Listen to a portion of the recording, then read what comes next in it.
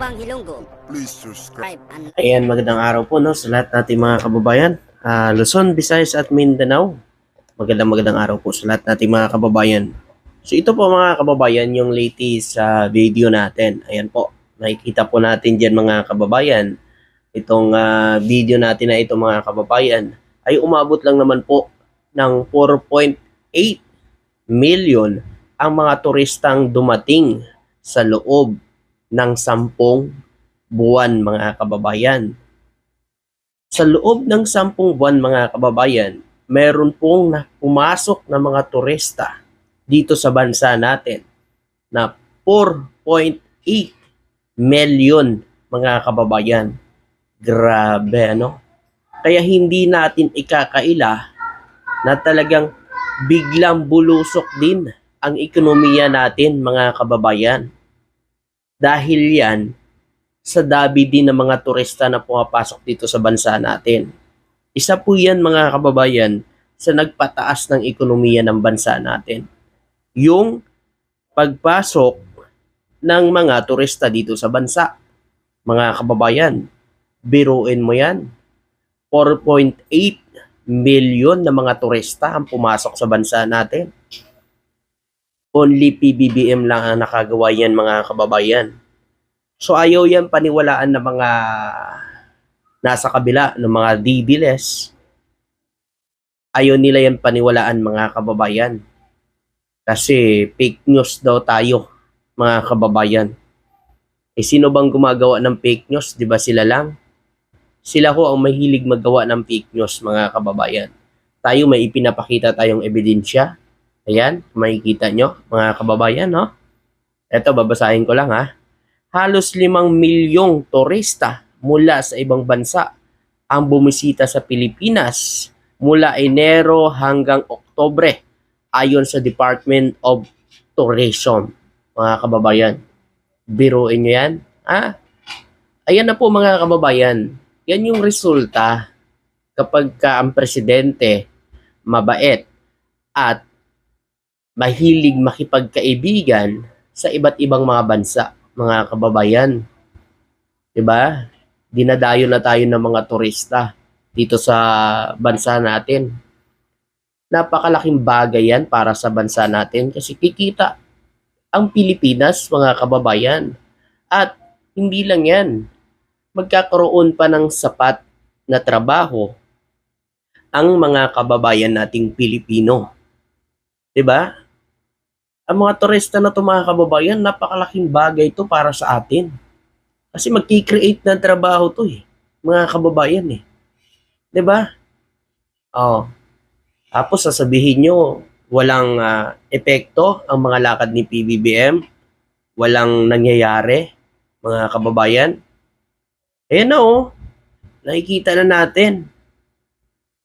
Tuloy-tuloy ang pagpasok ng mga turista dito sa bansa natin na ito rin ang nakakatulong kaya tumataas ang paglago ng ekonomiya. Ito ang tumutulong sa paglago ng ekonomiya ng bansang Pilipinas.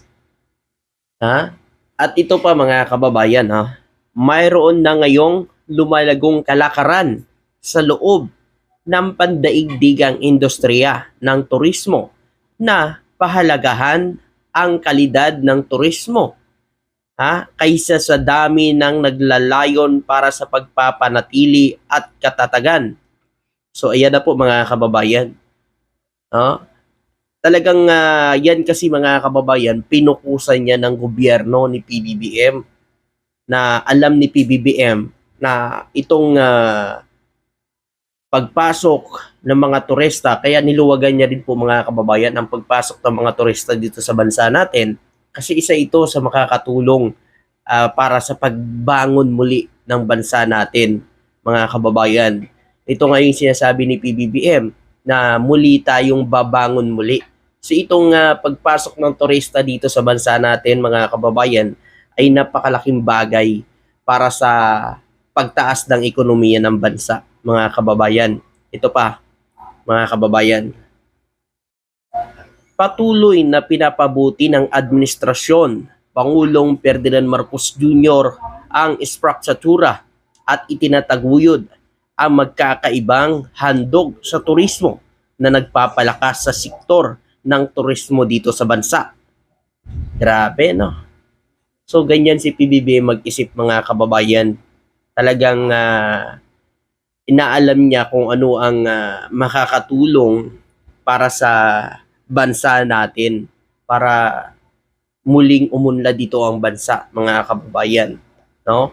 Kaya itong pagpapagawaya rin ng mga struktura, no, ay isa ito din sa mga dahilan para, no, makakonekta yung mga pasyalan natin dito, yung mga tourist spot natin dito, para yung ano ba, yung mga kalsada maayos na, yan. Yun yung isa sa mga ano ni PBBM.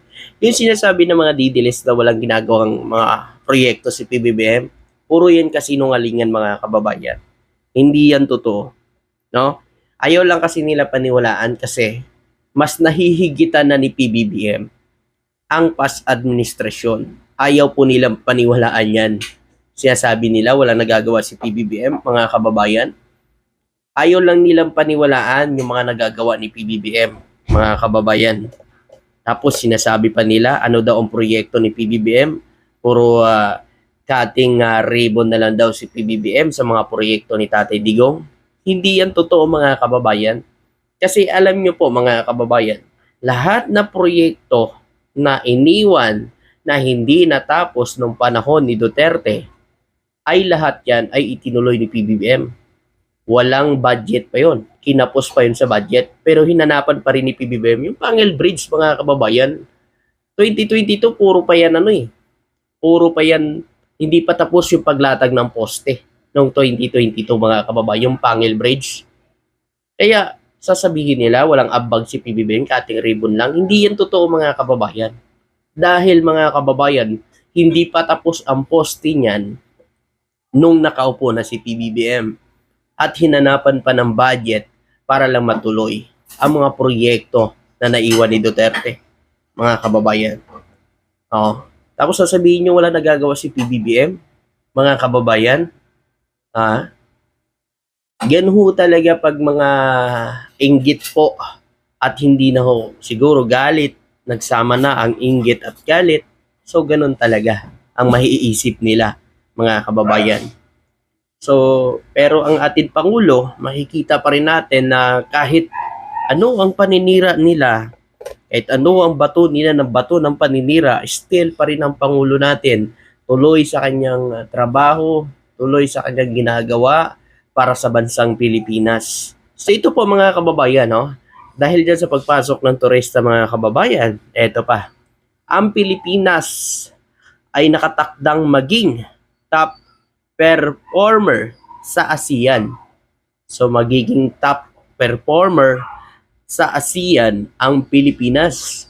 So ibig sabihin, mga kababayan, lalaro sa number 1 o number 2 ang Pilipinas nitong 2025 to 2026, mga kababayan. So, 'di ba? Yan po yan yung epekto ng pagpasok ng mga turista at mga investment dito sa bansa natin. Napakalaking bagay yan. Yan po yan, mga kababayan. Ito, babasahin ko lang Malapit nang lumabas ang Pilipinas bilang nangunguna sa economic performer sa Association sa Southeast Asian Nation. Salamat sa mga reformang nagpalakas sa pandaigdigang posisyon sa kalakalan at potensyal na paglago ng bansa ayon sa Global Research, mga kababayan. Grabe, no? Ano po, mga kababayan, ano ang masasabi nyo dito? Magiging number 1 tayo sa pagtaas ng ekonomiya ng bansa, mga kababayan. At dahil sa ginagawa ni PBBM, walang imposible yan, mga kababayan, na mag-number 1 tayo sa ekonomiya dito po sa ASEAN, mga kababayan. Ito, sa 2025 at 2026, inaasahan na ang Pilipinas ang magiging pangalawa sa pinakamabilis na lumalagong ekonomiya sa ASEAN pagkatapos ng Vietnam. At pangatlo, ang pinakamabilis sa Asia. Dagdag niya, binanggit din ni Dakanay na ang pinakabagong World Economic Outlook ng International Monetary Fund kung saan pinoproyekto ng IMF na ang Pilipinas ay maging ika-28 sa pinakamalaking ekonomiya sa 2029.